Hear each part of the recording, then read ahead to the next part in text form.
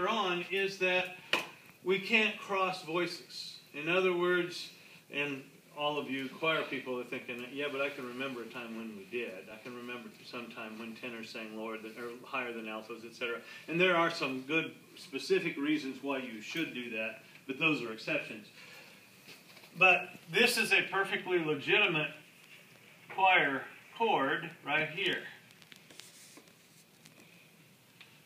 Now, the problem is if I shoved Chris over to the piano and said, here, play that real quick, the first thing that would happen is he would jam both of his thumbs, because the alto is really lower than the tenor. It doesn't look like that, does it?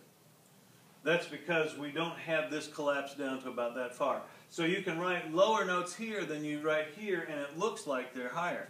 But actually, there's the bass voice, there's the tenor, and here's the alto. And then it makes a good sound, of course.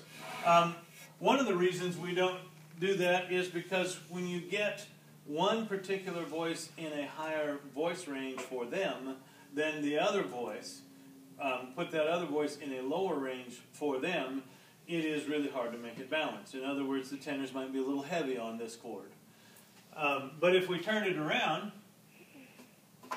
and put the tenors on the B and the altos on the D, we would eliminate the balance problem. All right? So we have to be aware that any note we write in the treble clef with ledger lines is probably coming from the bass clef.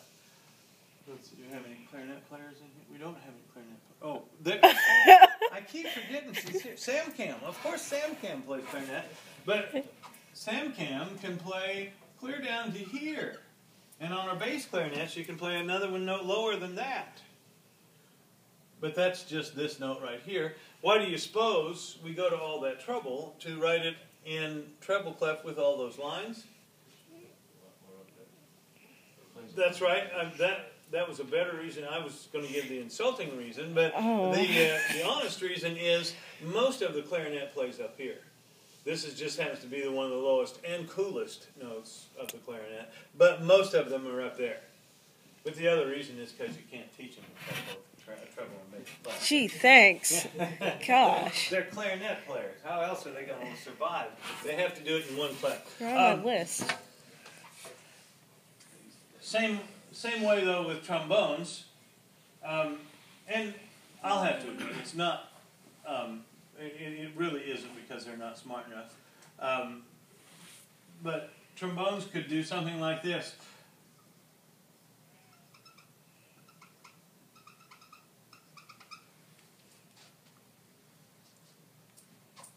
All right? Except we wouldn't do it to them. But I mean, basically what we did was we started in bass clef, and they can play that E. Philip can play that G, and so can Josh, and so can Kyle, but and that B even most of the time, and Phil's popping that B off every chance he gets recently. But those are really treble clef notes, right? And you should show them the thing you got off the internet with all of the ledger lines. Sure. Mr. Easterday? Yes. What's lower than bass clef? Or is there none?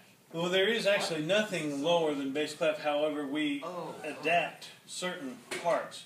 For instance, what we do in order to make it lower, for string bass and also electric bass. I've actually seen more than that before. If you want to pass that down the road, you can. You should bring it up to the camera so people online can see it too. There you go. This is just this note right here. Sorry, not that note. But if your electric bass or string bass plays it, it actually is... Let's see if I can figure out E, C, A, F, E. It's actually that note. Our string basses and our electric basses play a full octave lower than what we read. And we don't even tell them. They don't even know it. Maybe if they brought their string bass up to the piano and said, here's the note I'm supposed to sound like I'm going to tune to, they might say, oh, wait a minute, that's an octave lower. That's about the only way they would discover it. But we we probably would go crazy trying to write ledger Hey, lines well- as deep as that, and That's they fine, would just go say- crazy trying to read them as deep as that. So we have our way of doing it. We do the same thing with tenors sometimes. We don't have any tenors in here. I should be bashing them. shouldn't I? Stupid. Yes. The tenors do the same thing. Okay, they can pause it if they really want a good. We sometimes write our tenor notes like this with a little H underneath it. And if let's say Kyle was a tenor and I gave him that B, he would not sing me that note. Or he better not. Or Call him a not girl. kidding. But we know as tenors to sing that an octave down. That's what the little H stands for. So this is actually that note. So that's another way of getting out of writing a bunch of treble clef ledger lines or anything like that.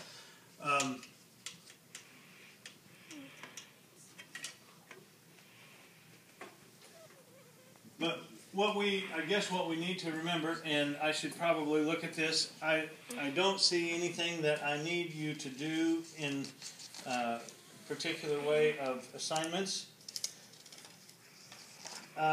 We'll start talking more about the keyboard tomorrow.